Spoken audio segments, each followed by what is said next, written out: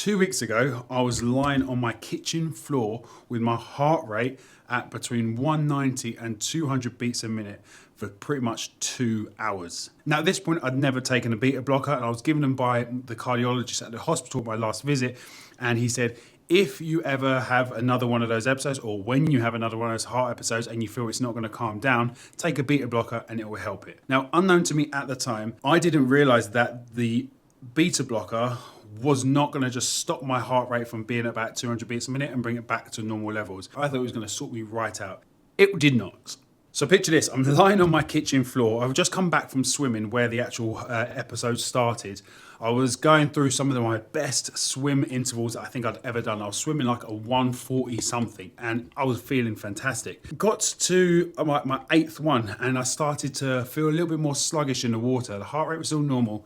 And then I think I started my ninth and then I just felt as I pushed off the wall, my heart rate started to climb. So I got out the water, checked it using my portable ECG machine and heart rate was at 200 beats a minute. So I was like, right, cool, got to get home. So started getting home, you feel like a bit like a drunk person in a way. I was sweating, just struggling, obviously wet from swimming as well. It wasn't a good time. Got home, the wife was picking up my daughter with my son. So no one's at home. I'm just about keys in the door, get to the kitchen and lay on the kitchen floor where my beta blockers were. They were not on the floor. They were in the drawer next to the floor. So took my beta blocker because I didn't have it at the swimming pool with me. And so this is about now half hour into this SVT episode. And after this, I'm lying there thinking, cool, okay, it's going to kick in at some point. Half hour goes by, heart rate's getting worse, pain's getting more in my chest. Heart hasn't changed at all, still up there. I'm thinking, what's going on? Then I was like, right, okay, maybe I'll take some aspirin as well. So I couldn't find the aspirin. Messaged the missus, she said they were upstairs and I just didn't have the capacity. Every time I stood up, I pretty much had to lie back down. I just didn't have any essentially energy to get myself moving. So I thought I'd stay on the kitchen floor, cold towel on my head, keep me as cool as I can, and I'll wait for my wife and kids to come home. Not really a place I want my kids to see me lying on the kitchen floor, pretty much in my boxers, sweating. They're probably thinking, what on earth is happening here? But yeah, that's what I had to do because I was just not in a fit state to essentially do anything else. Wife comes home, I take an aspirin, so it's the extra strong ones, so like 400 milligrams like that, which I had from my last hospital visit. And still no change. So this is about an hour and 15 to hour and a half into this episode. Go have a cold shower, try and do all the maneuvers that they say to do to kind of get things going. And it just, nothing was stopping it from essentially being up there about that 190 to 200 beats a minute. So I say to the wife, I was like, right, I think I've got to go to hospital. Get in the car and about 10 minutes into the drive, it decides to calm down. And I was just like, oh. So positive, I didn't get all the way to the hospital with it and then it calmed down. But it wasn't a great time. And it was actually that moment that I decided to get on beta blockers daily because it was an option the cardiologist originally said to me. They said you might have to start taking these daily. And when I then did some research into beta blockers, I found out they're more of you take it in the morning and it kind of protects you for the day essentially, rather than you have an episode, you take it, and then suddenly you're better. So now knowing that, I've been taking them daily ever since. So it's been now probably about 2.5 weeks I've been taking them daily. They have helped massively. I've only had 2 episodes, I think, while taking beta blockers. One of them was still a pretty long one, which wasn't great. And one of them was a lot shorter, so not too bad. But I have got my cardiologist appointment next week at the end of January to kind of talk about next steps, which will probably be the heart surgery, so like the ablation, and I guess see what else the other solution might be. So what I wanted to do with this video is to kind of break down what I've kind of found taking beta blockers and how they've affected my Ironman training, what I'm doing to kind of overcome those issues, and then what's the next steps. So while I'm getting ready for this run, I'm going to break down the 3 main things that I feel have been the biggest side effects from taking beta blockers when trying to train for my first full distance Ironman. So the 3 main, side effects that I've felt from taking beta blockers that I've noticed the most since taking them daily and trying to train for my first Ironman is my heart just can't speed up properly. So what I mean by that is it just can't access those zone 5 efforts. Now, I can try to perform those efforts, but my heart rate won't go up beyond 170 and, well, around 170.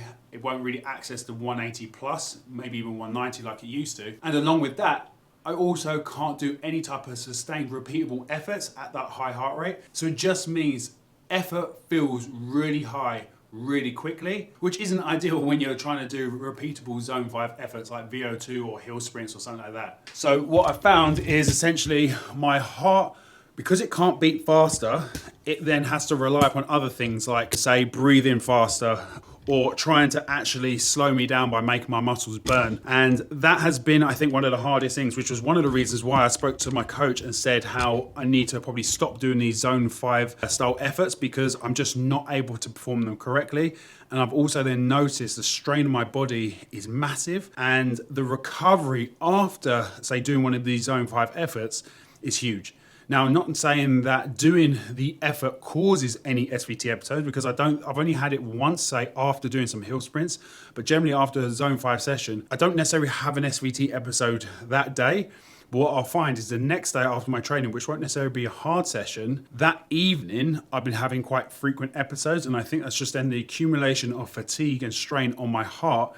And it's just like saying, look, stop, slow down. So I don't need to necessarily be, well, the times it's happened is me doing some coaching. So I'm just coaching a class, showing say, a snatch with a PVC pipe or a stick, and my heart rate will go through the roof. Now, it's not because of the snatch that's causing it, but it'll be the strain and my body just saying, like, no, you're not going to be doing that. So it slows me down by giving me an SVT episode. Now, second thing I've noticed is definitely a lack of oxygen or the ability to help my muscles recover during some of these efforts.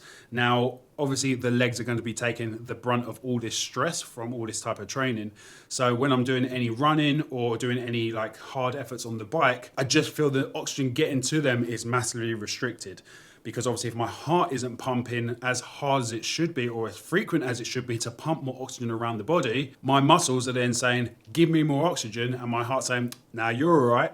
So it's then causing that signaling issue, which then means my legs decide to then stop working as well. So they start to feel really heavy, they start to cramp up more, and my body just becomes very depleted very quickly. Now, it's not like I'm starving my muscles fully of oxygen, it's just that I'm reducing the amount of oxygen being delivered to them, which obviously isn't ideal, but it's not necessarily unsafe because don't trust me, I've looked up and I've spoken to my sports doctor, I've also spoken to a cardiologist, and they've said still keep training, but just understand that things are gonna feel harder and you're not actually doing any long-term damage. So that was the main thing that I wanted to make sure I wasn't doing, was causing any long-term damage by training hard still while taking beta blockers. So the body is still going to adapt as it should do. So it's essentially just progress will look slightly different than what was originally anticipated. And the limiter will be more comfort rather than necessarily damage. So I shouldn't be doing any actual damage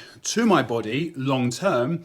It's just during this time, efforts are just going to feel harder at the same type of intensities, which I will hopefully post-surgery, if that's going to be the conclusion, be able to do. So what I'm making sure to pay attention to is making sure that I'm training hard, but training smart, because I know recovery will be awful if I push too hard, because my body isn't going to be getting enough nutrients that it needs to kind of shuttle everything around the body to help me keep performing at the best I want to.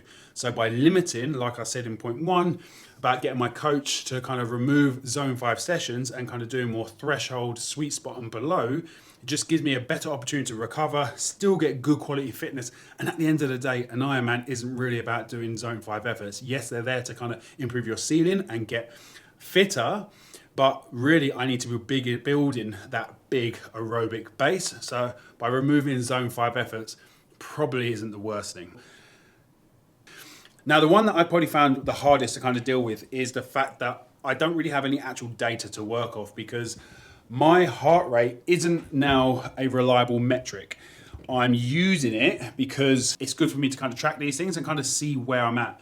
But big picture, I can't do efforts based off of heart rate. I have to just base off my paces. Now the paces will be still off my pre-beta blocker paces. So I'm using my threshold running pace, and I'm also using my FTP for my bike numbers. But outside of that, I'm just having to use that data because RP and heart rate, as I said, just aren't reliable metrics. I've also noticed, side note, in swimming, this is where I've kind of struggled the most, because I'm not necessarily the most comfortable swimmer. my breathing isn't as good as it could be, I feel. So then that does cause me to kind of feel like a little bit like I'm hyperventilating, even though I'm not, which means swimming feels a lot harder than it did. That's actually probably, that's a big one actually. So I just realized that as I'm speaking. So yeah, now it's not all bad. I don't want to come across as a real negative Nancy, shall we say. But what I will say is I'm going to overcome this by still continuing training as I am. As I've mentioned already, I've dropped out those zone 5 sessions to kind of give my heart the best possible chance of not having too much strain to have to deal with and give my body the better chance to recover in between sessions, because I am still doing a fair amount of volume. I'm sitting at around 10 hours-ish per week. So a nice lot of stress going through my body and relatively recovering well from it. I've got my cardiologist appointment at the end of the month in January, this month. And that will hopefully give me the answers to what's the next steps, which for me at the moment, I'm kind of hoping towards the ablation side of stuff, because I feel while I'm young and fit, I want to have the opportunity to be able to recover being young and fit rather than delaying this kind of operation to say when I'm a bit older, where recovery might not be as good. So that is definitely something I want to kind of push when I do go and have my appointment with the cardiologist. And also I'm taking it as a slight positive, because some of these easy runs, well, I'm now running a 4:57 per kilometer pace, which for me, sitting around 98, 99 kilos, I'm running that with like a 140-ish heart rate.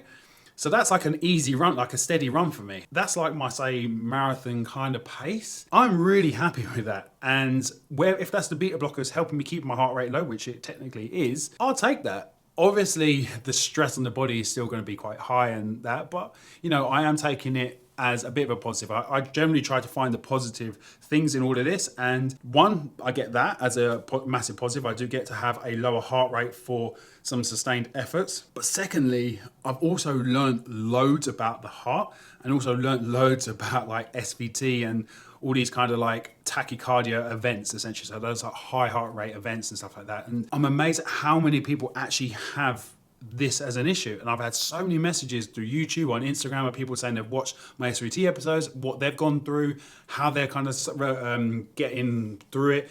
If they're having surgery, they've had surgery, maybe they've had relapses, they've had issues still since then. It's amazing how common this is. And until I had this episode, this very first one, I'd never heard of it. So it's been a real blessing. So what I will say is, if you are suffering from these SVT episodes and you haven't seen a cardiologist or anything yet, definitely go and check with a doctor and go and get yourself seen and kind of maybe look for some next steps to kind of help improve it.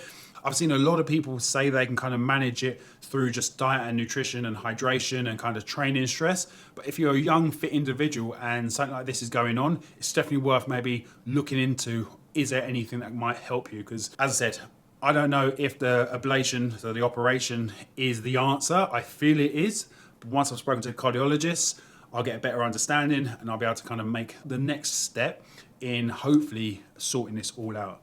Because I'm just fed up with not knowing if I'm going to suddenly have a 200 beats a minute heart rate for 2 hours, because you feel like absolute crap afterwards. And it's just not about that, especially when you're trying to train and live a normal life. And I've got a very active job. It's massively impacting my work, it's impacting my training, and it's just impacting my life. So I want to make sure that if I can do something about it, I do it. Now, after all this, I'm going to go and jump on the treadmill for an easy, steady 90 minutes, or 75 to 90 minutes I've got programmed, sitting around that 4:55 to 5:05 pace.